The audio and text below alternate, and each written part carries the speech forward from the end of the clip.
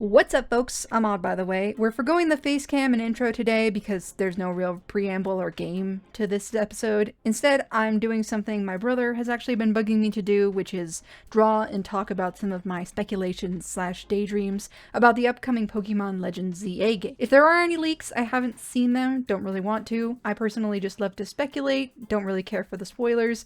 I'd really just prefer to see if my predictions are right myself. This was recorded early May of 2025, so whenever the game comes out, we'll have to check back and see if I'm right, obviously. The major thing is the possible changes that could be made to the starters, because previously we got variants for Samurott, Decidueye, and Typhlosion with different secondary typings. I've mentioned before that I think Meganium is going to gain a fairy typing, so I started with that. The design I went for initially was more of an ancient, more dinosaur-coded theme, also just really leaning into the femininity of the design for that added fairy vibe. The flower turned out more ancient-looking and almost like a coleus, and I really liked that in this design. I did actually go back later and make another one because of the decisions I wound up making for Emboar and Feraligatr. I decided to kind of double up on the type advantages between the three, so I figured that could make Feraligatr a water dragon type and Emboar fire steel.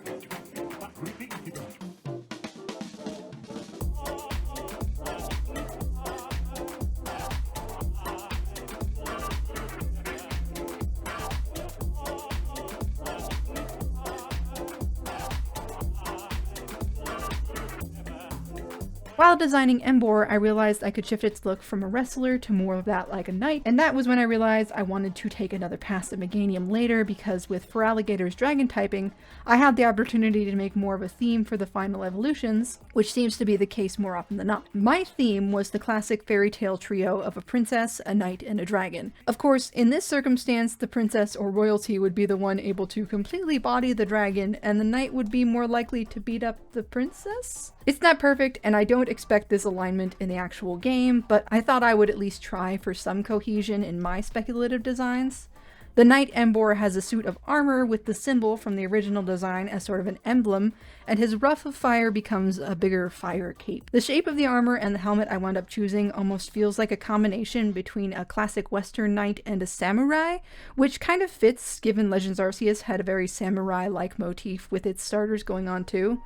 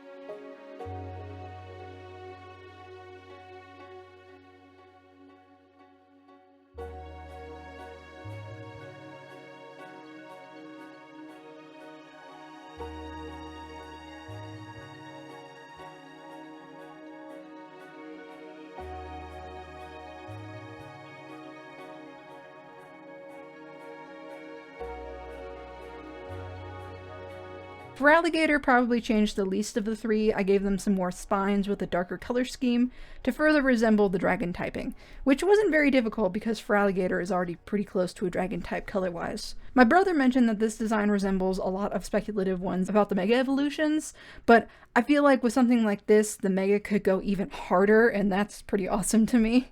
I guess it's possible at the end of the day that the starter secondary type may not even be added or altered at all and only be changed for their megas. I kind of hope that's not the case though, because then these cool typings will be lost when the gimmick ultimately shifts again.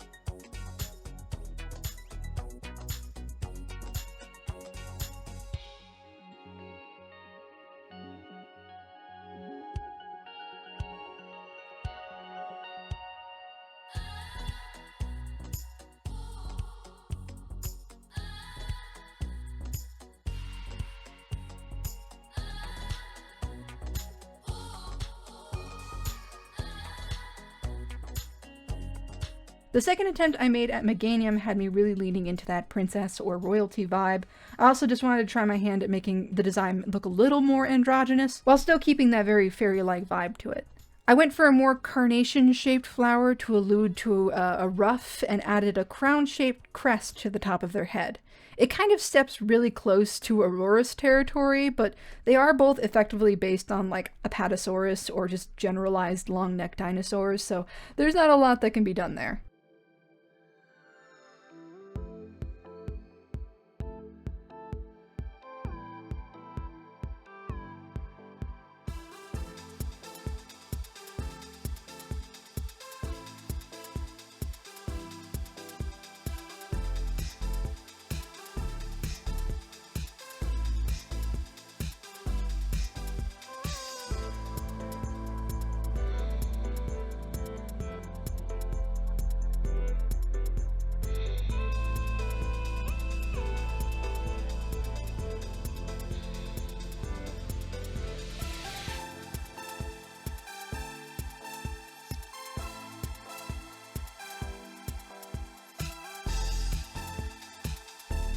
The only other solid predictions / daydreams I have for Pokemon are twofold. The first is a daydream I feel like has the most potential in this game, finally getting a pre-evolution for Kangaskhan. My reasoning is that it's going to be centered again with the return of the Megas. It was one of the few that we saw in the trailer with its little baby. I think that there's some narrative potential for them to have been affected by the Mega energy, or there being more of them in the wild, and the babies have a longer adolescent period where their mom raises a new baby. That way, the reasoning behind hatching a Kangaskhan egg changes, and what happens is that the mama carries the new baby, and the now independent, angsty teen Joey is what's added to your party. It works similarly with marsupials in real life, where they wait for their previous baby to leave the pouch. I think they can even, delay their pregnancies to effectively have one in the chamber while their pouch baby is cooking. Marsupials are weird, man.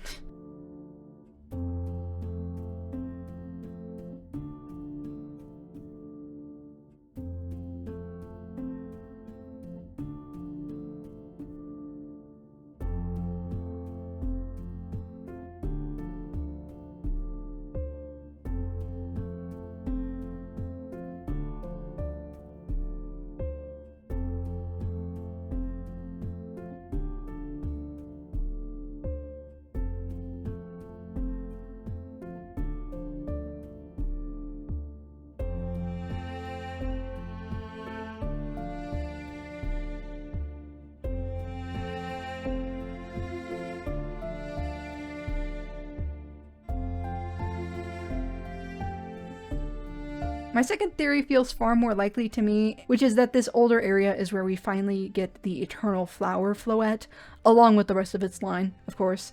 I wound up conceptualizing an Eternal Flower Florges. She's much more gothic in this version, with a dark high neck and all of the blacks and reds. I also have a kind of out there prediction as to the story or lore behind all of this. I think it's weird, timeline-wise, that Az has his Floette. Given the circumstances of the story in X and Y and the existence of Megas in this game, I would figure that the weapon would have already gone off, leaving Az without his Floette, right? I don't think I'm mistaken that that's what happened there. So what I propose is a bit of a stretch. The world that exists in X and Y starts the player down an alternate timeline. We see this with what happens in Omega Ruby and Alpha Sapphire, the alternate universes being described. The first 5 generations exist in a timeline where the weapon did not go off, whereas the next 4, presumably at least, exist in one where it did, resulting in the Mega Crystals and presumably a lot of the other gimmicks we're introduced to. This game, Legend ZA, exists in the original timeline where the weapon didn't go off. That's why Az has his Floette. Our protagonist is likely going to be investigating a weird sudden change that makes the Pokemon Mega Evolve, a phenomenon that this universe doesn't implicitly have. So instead of there being a time problem per se like Legends Arceus, there still may be, of course, but there's more of a universe problem. And the Legends games exist as sort of a result of these weird shifts and collisions of the universes. That last part is especially tinfoil hat-like, I realize, but hey, we had Ultra Beasts. I don't think universal rifts are that out there for this game. I guess even further going into it, maybe it's some hint that the next gen, whenever it comes out, which I stress, it does not need to yet, please just cook a good game, Game Freak. But the next gen will effectively be another reset of the series again, similar to Gen 5, which makes sense given that it has been another 5 generations since the first one with Black and White.